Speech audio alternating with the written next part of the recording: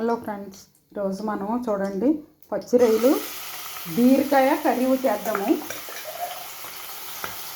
పచ్చి రొయ్యలు ఫస్ట్ నేను బాగా క్లీన్ చేసేసుకుని ఇలా పెట్టుకున్నాను. ఇది బాగా వేగాక అప్పుడు తర్వాత ఏం చేయాలో నేను చూపిస్తాను. ఈ పచ్చి రొయ్యలు బీరకాయ కర్రీ చాలామందికి చేసుకోరు, కానీ ఎలా చేయాలి అన్నది కూడా తెలియదు కొంతమంది. ఇది బాగా చూడండి, మీకు చక్కగా తెలుస్తుంది. అంటే పెద్దవాళ్ళకి ఏం చెప్పట్లేదు, చిన్నపిల్లలు సింగిల్గా ఉన్న వాళ్ళు వండుకోవడానికి ఈజీగా ఉంటుంది, సింపుల్గా అయిపోద్దండి. ఈ కర్రీ బీరకాయ పచ్చి రొయ్యలు చాలా టేస్ట్గా కూడా ఉంటుంది. దీన్ని పూర్తిగా చూడండి. రొయ్యలు బాగా వేగాలండి, ఎందుకంటే బాగా వేగకపోతే మనకి బీరకాయ స్వీటే, రొయ్యలు స్వీటే. కాబట్టి ఆ స్వీట్ ఈ స్వీట్ కాకుండా ఉండడానికి ఇది మనం బాగా ఫ్రై చేస్తే ఇందులో స్వీట్తనం పోద్దనమాట. చూడండి బాగా ఫ్రై అయ్యాయి. ఫ్రై అయినట్టు ఏంటంటే మనకి చిట్టపట్లు ఆడకుండా ఉంటే ఫ్రై అయిపోయినట్టే. తర్వాత మనం ఆనియన్స్ అన్నీ వేసుకోవచ్చు.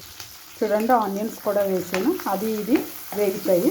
అది వేగాక అప్పుడు చూపిస్తాను మళ్ళీ. చూడండి ఆనియన్స్ అవి వేగిపోయి ఇప్పుడు మనం కట్ చేసి పెట్టుకున్న బీరకాయ పీసెస్ వేసేసుకుందాం. ఇవి కూడా కాస్త మగ్గాక తర్వాత ఏం వేయాలో నేను చూపిస్తాను. చూడండి కొంచెం అల్లం వెల్లుల్లి పేస్టు వేస్తున్నాను. ఇది కూడా మగ్గాక అప్పుడు మళ్ళీ ఏం వేయాలో చూపిస్తాను. అల్లం వెల్లుల్లి పేస్ట్ కూడా మగ్గింది. కొంచెం గరం మసాలా, సాల్ట్, కొంచెం పసుపు, కారం ఇవన్నీ వేసి మళ్ళీ దీన్ని మూత పెట్టేసి మగ్గనిద్దాం. అప్పుడే కలుపుకున్నాను. కొంచెం మగ్గాక అప్పుడు కలుపుకుందాం. చూడండి ఎంతో టేస్టీ అయిన రొయ్యలు బీరకాయ కర్రీ రెడీ అయిపోయింది. ఇలా మీరు చేసి తిని నాకు కామెంట్ రూపంలో తెలియజేయండి, డిష్ అవుట్ చేసి చూపిస్తాను.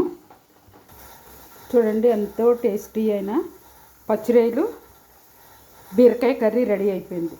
ఇలా చేసుకుని మీరు తిని నాకు కామెంట్ రూపంలో తెలియజేయండి. ఓకేనండి, బాయ్. మరొకటి ఇస్తే మళ్ళీ కలుసుకుందాం. బాయ్.